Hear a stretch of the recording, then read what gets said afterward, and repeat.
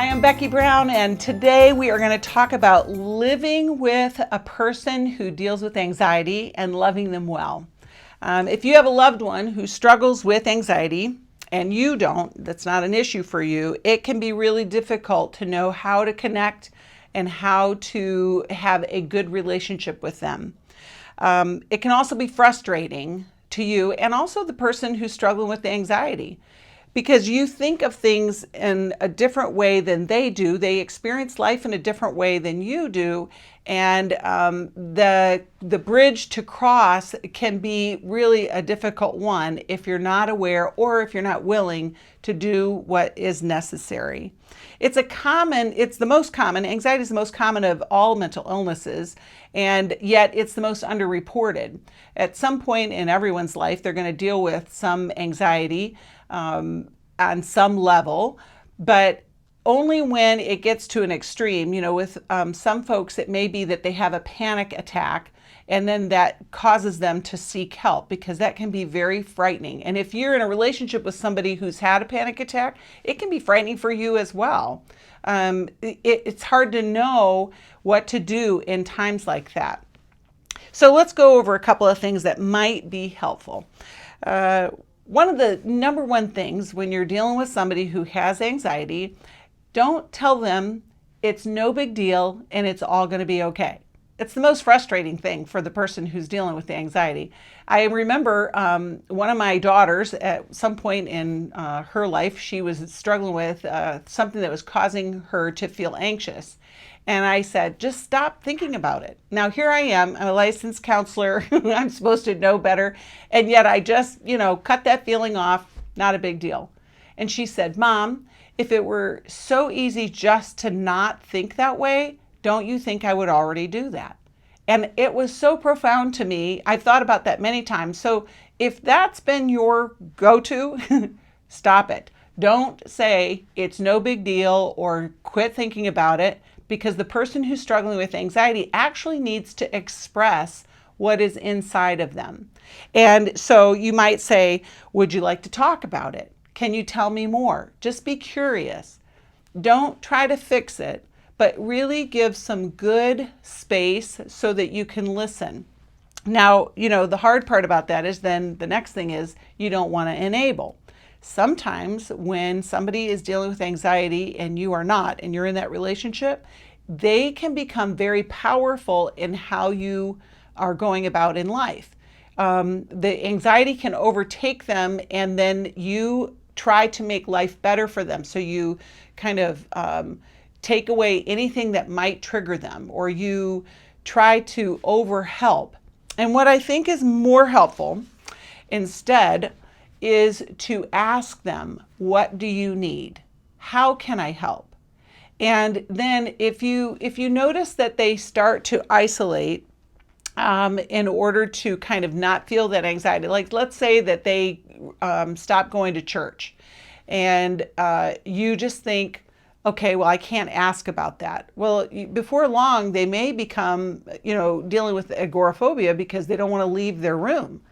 And so you want to be inquisitive about it, not to push a bunch of buttons, but just to say, I noticed that you stopped going to church or stopped going to see your friend. Can you tell me what happened or what that's about? And just give a space for them to express that. Now, it could be that you follow up with something like, would you like me to go with you? Would that be helpful? And do you see how that's different? If you're enabling, you just assume, well, I'm going to fix this and I'm going to take care of it. Or you even go the other way and you don't even say anything. You just pretend like, business as usual. It's no big deal that they're not going anywhere anymore.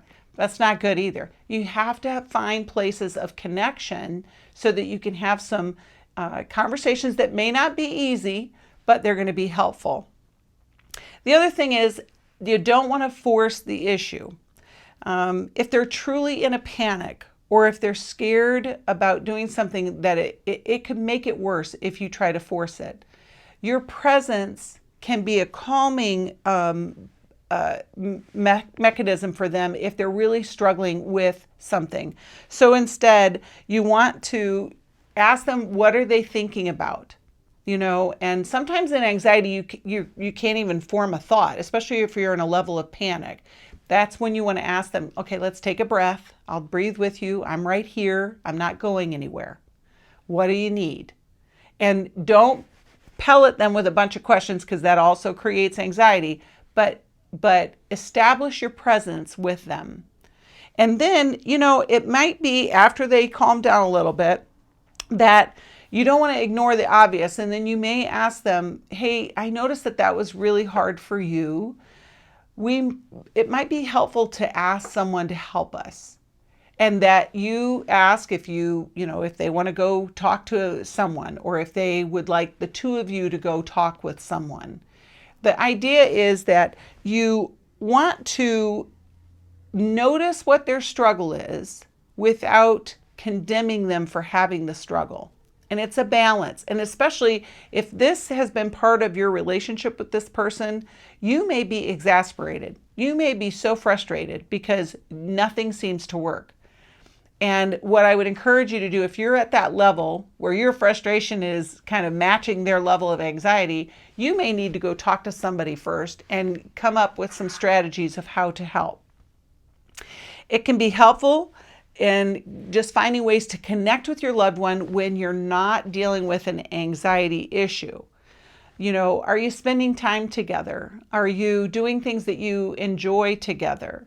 And this can be not even just for spouses. This is for friends, family members, your children. A lot of times kids deal with anxiety and it looks like just disobedience, when actually the kids are feeling fearful of something or anxious about something. And so we have to work at trying to find that level of calm where we can have that connection. Playing together, doing something that doesn't require, some immediate, decision making or some sort of problem solving, can create some connections in that relationship. In How We Love, Mylan and Kay talk about the soul word list. And I think that can also be helpful when you're dealing with somebody who has anxiety.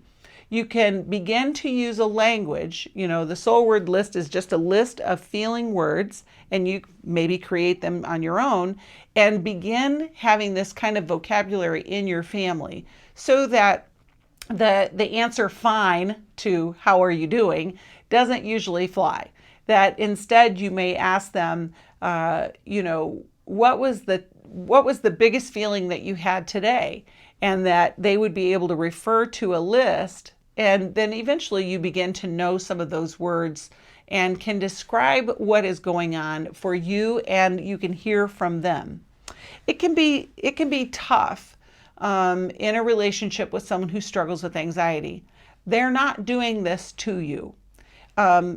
You may have to do some self-reflection to see if you may be creating some of the anxiety. Now, that sounds like a pretty risky statement, but truly, if you're a person that may be powerful in your personality, or maybe you have some control issues that are out of control, you could be creating the problem that you're dealing with. Now, that's not a blame. That's just, I want you to reflect. I want you to think about this. The frustration can be strong when you see someone suffering and you think, why are you still in that mode? How can I help you? You can feel helpless. So I want you to ask yourself, how am I contributing to this? What can I do to help myself and not feel resentment towards my significant person? And again, it doesn't have to be a spouse. It can be a mom, a dad, a child that you have. It could be a sibling. And just recognize this is something that's really difficult for them. How can I be compassionate? How can I extend some understanding and give them space? Creating an ongoing conversation about this can connect you in a way that can be powerful and healing for the other person. Be willing to go the extra mile, but also stay connected and not resentful because of the struggle that they have. I hope that helps. If you need help, you know where to find us, 1-800-NEW-LIFE.